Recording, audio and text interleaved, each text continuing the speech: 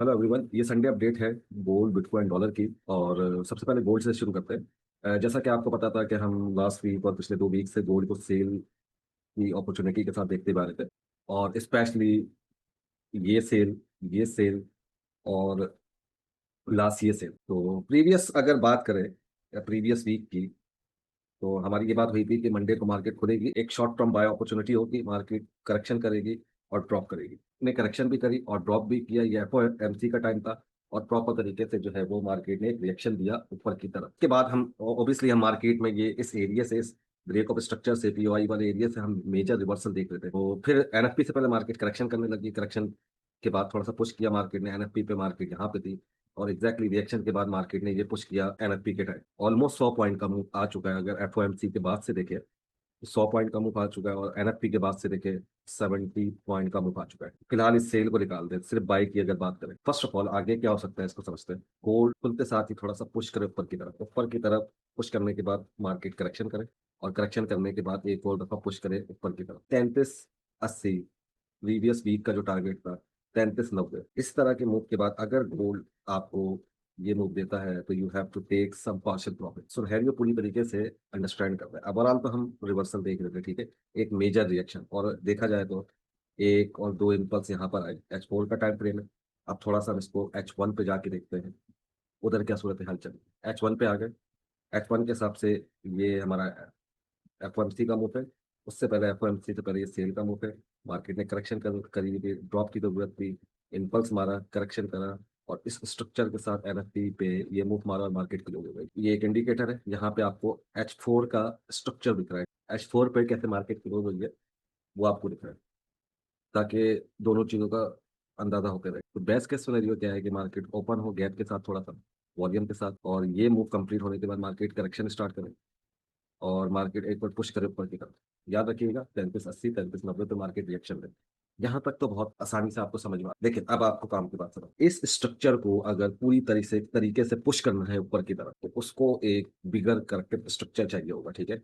इस मूव के बाद एक बिगर करेक्टिव स्ट्रक्चर चाहिए होगा। कैसे? इस तरीके से, जो मार्केट को पुश करे ऊपर की तरफ। तो अगर आप गोल्ड को एक स्ट्रॉन्ग तरीके से ऊपर देखना चाहते हैं, H4 पे आ गए, किस तरीके का bigger corrective structure, something like this, ठीक है। मार्केट थोड़ा सा पुश करे ऊपर को, करेक्शन करे, फिर थोड़ा सा पुश कर दे। इस जगह पर मार्केट अगर एक बिगर करेक्टिव स्ट्रक्चर बना दे, तो ये स्ट्रक्चर इससे बहुत ज्यादा जो है वो एक मैसिव स्ट्रक्चर बन जाएगा और ये इसकी एक मेजर रेंज हो जाएगी। तो इस वक्त गोल्ड को इस करेक्टिव स्ट्रक्चर की बहुत जरूरत है। आप जरा थोड़ी देर के लिए इसको देखें कि चांस ऊपर जाने के ज्यादा हो जाएंगे अगर मार्केट इस भी इस तरह का करेक्टिव स्ट्रक्चर हमें दे दे इस मूव के बाद। तो इसके लिए तैयार रहिएगा। अच्छा स्ट्रॉन्ग, वैसे तो स्ट्रॉन्ग हो सकता है, अच्छा स्ट्रॉन्ग मजीद बुलिश 3400, 3450, 3500 के लिए इस करेक्टिव स्ट्रक्चर की जरूरत। अब इससे पहले आप ये भी देख लें, ये वाला स्ट्रक्चर भी आप अच्छी तरीके से इसको देख लें। ये भी बिगर करेक्टिव स्ट्रक्चर है। बेहतरीन सिनेरियो ये। तो अगर मार्केट थोड़ा सा पुश करे ऊपर की तरफ, खुलते साथ ही फिर करेक्शन करेगी, ये याद रखिएगा, ठीक है। अब करेक्शन करते साथ ही इधर भी ये स्ट्रक्चर बन सकता है और मार्केट पुश कर जाए ऊपर की तरफ, फिर करेक्शन करे, पुश करे ऊपर की तरफ। अब सूरत हाल ये है। एक वर्स्ट केस सिनेरियो हो सकता है, अगर मार्केट ऊपर जाए, खुलते साथ ही करेक्शन स्टार्ट करे, करेक्शन में अगर इस तरह का कोई मूव कर देख ले, इस तरह का कोई सेलिंग इंपल्स दे दिया, तो फिर प्लान में थोड़ा सा जो है वो चेंज आएगा। टेम्परेरी सेल की तरफ जो है वो हम दोबारा जा सकते हैं प्राइस एक्शन के हिसाब से, ठीक है, अगर ये नीचे से इंपल्स आया ये। वैसे हमारा राइट नाउ बुलिश है। मार्केट खुलने के बाद ही पता चलेगा। मोस्ट लाइकली ज्यादा से ज्यादा क्या हो सकता है, ये मार्केट पुश करके करेक्शन करे, ज्यादा एग्रेसिव नहीं होइएगा, करेक्शन करे, इस करेक्शन के बाद इधर पार्शियल प्रॉफिट लीजिएगा। इस करेक्शन के बाद हम ये पुश देखेंगे ऊपर की तरफ, अगर एक इस तरह की मार्केट ने करेक्शन करी। तो अभी तक के लिए इतना ही है। मार्केट खुलेगी, प्राइस एक्शन बनाएगी, फिर ऊपर देखेंगे कि क्या हो रहा है। डॉलर पे बात कर लेते हैं। डॉलर लास्ट वीक गिरा था और ये H1 का स्ट्रक्चर है, H4 का ये चल रहा है। तो मोस्ट लाइकली डॉलर करेक्शन करे और इस प्राइस एक्शन से दोबारा एक दफा और ड्रॉप करे डाउन साइड, ठीक है। तो फिलहाल के लिए इतना ही है। एनएफपी पे ये एनएफपी का ड्रॉप आया और इस एनएफपी के ड्रॉप की वजह से मार्केट ने एक बड़ा रिएक्शन दिया। बीटीसी की बात कर लेते हैं। बीटीसी का ये भी H1 का स्ट्रक्चर है, साइड में आपको H4 का स्ट्रक्चर है। एक्सपेक्टेड है मार्केट करेक्शन करे, it should be something bigger correction, ठीक है। फिर इस स्ट्रक्चर के साथ अगर बीटीसी दोबारा गिर जाए, क्योंकि मार्केट थोड़ा पैनिक है, ठीक है, तो थोड़ा नीचे आने देते हैं, ज्यादा आसानी हो। थोड़ी सी शॉर्ट टर्म में, जैसे ये H4 का स्ट्रक्चर है, अगर शॉर्ट टर्म में देखे मार्केट इस स्ट्रक्चर पे मार्केट ये मूव बना सकती है ऊपर का H1 पे। इसके अलावा इथेरियम की बात करें, अगर इथेरियम में भी ऑलमोस्ट सेम है। शॉर्ट टर्म में मार्केट पुश कर सकती है ऊपर की तरफ, और अगर ये कंसोलिडेशन करता है तो इथेरियम एक दफा और ड्रॉप हो सकता है, फिर पुश कर सकता है ऊपर की तरफ। यूरो यूएसडी की बात करें, तो यूरो यूएसडी भी डॉलर की वजह से काफी इंप्रेसिव मूवी यूरो यूएसडी में देखने को मिला। H1 का ये रहा, H4 का चार्ट ये रहा, करेक्शन पुश अप ऊपर की तरफ, फिर उसके बाद देखेंगे कि मार्केट क्या रिएक्शन बनाती है। ऊपर से लास्ट टाइम हम यहाँ से ड्रॉप देख रहे थे, एक डिसेंट ड्रॉप देख रहे थे, लेकिन मार्केट ने थोड़ा स्ट्रॉन्ग मैसिव ड्रॉप दिया। तो फिलहाल के लिए इतना ही। और मार्केट खुलती है तो फिर देखेंगे कि मार्केट क्या रिएक्शन करती है और किस तरीके से ओपनिंग करती है। सिंपल तरीके से जो है वो ट्रेड करिएगा। अगर गोल्ड की हम बात करें तो बेसिकली जो है वो गोल्ड पे अगर आप नीचे से बायर है, ओबियसली हम सारे बायर हैं, ठीक है, जहां से ये मेजर ये 3 एंट्री है। अगर मार्केट ने एक बड़ा स्ट्रक्चर बना दिया, मतलब ये एंट्री आपने ब्रेक इवन करके स्लिप हो जा रहा है, मतलब गिव एंड टेक।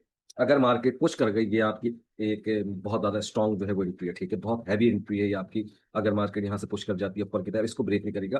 बल्कि मार्केट अगर मिडिल में कोई स्ट्रक्चर बनाती है, मिडिल में कोई स्ट्रक्चर बनाती है, तो यहाँ पे भी एंट्री खोलनी पड़ेगी। अब अगर आपको सबसे जो है वो अहम बात करें हम, और जो जिस जिस लिए हम बाय देख रहे थे कि मार्केट ने क्या किया, एक रिवर्सल दिया, थोड़ा सा डिले हुआ, मार्केट ने तेजी से पुश दिया, लेकिन ये वो वाली बात एक बहुत अच्छी तरीके से साबित हो गई।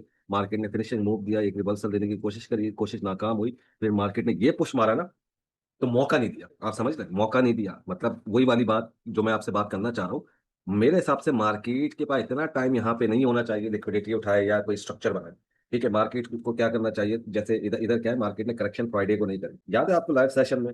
यहीं से मैं बोल रहा था तो कि मार्केट पुश करेगी ऊपर की तरफ, क्योंकि मार्केट रिवर्सल करती है ना, उसके बाद इतना टाइम नहीं होता कि वो करेक्शन करे। ठीक है, बड़ा पैसा मार्केट में होता है, शेयर के बच्चे ऊपर की तरफ जा रहे होते हैं, तो इतना टाइम नहीं होता। तो मोस्ट लाइकली मार्केट पुश करे, छोटी सी करेक्शन करे, फिर पुश करे ऊपर की तरफ, इसके बाद ट्रांजेक्शन शुरू हो सकती है, उसके बाद मार्केट बड़ी स्ट्रक्चर जो है वो शुरू कर सकता है। तो ये भी एक छोटी सी अपॉर्चुनिटी होगी, दो दो तीन पॉइंट के गैप से आप एक और ट्रेड ले सके। तो प्लान याद है ना कि मार्केट जब रिवर्सल लेती है फिनिशिंग मूव के साथ, तो इनका मकसद ये होता है कि बस पुश करो ऊपर की तरफ, क्योंकि इधर थोड़ी बड़ी करेक्शन हो गई थी, मार्केट ने टाइम गुजारा, फिर यहाँ पे लिक्विडिटी उठाई, पुश कर दिया। तो मेरे हिसाब से मार्केट को एक छोटे से मूव के बाद पुश करना चाहिए ऊपर की तरफ, उसके बाद कोई स्ट्रक्चर बनाना चाहिए, उसके बाद कोई गेमलिंग करनी चाहिए। फिलहाल अभी मार्केट को पुश करने की जरूरत है, और एग्जैक्टली जो है वो ये साबित हुआ। पहले मार्केट ने ये मूव दिया, ये कितने पॉइंट का मूव था इसको हम चेक कर लेते हैं। ऑलमोस्ट 50 पॉइंट का या 45 पॉइंट का मूव था, ठीक है।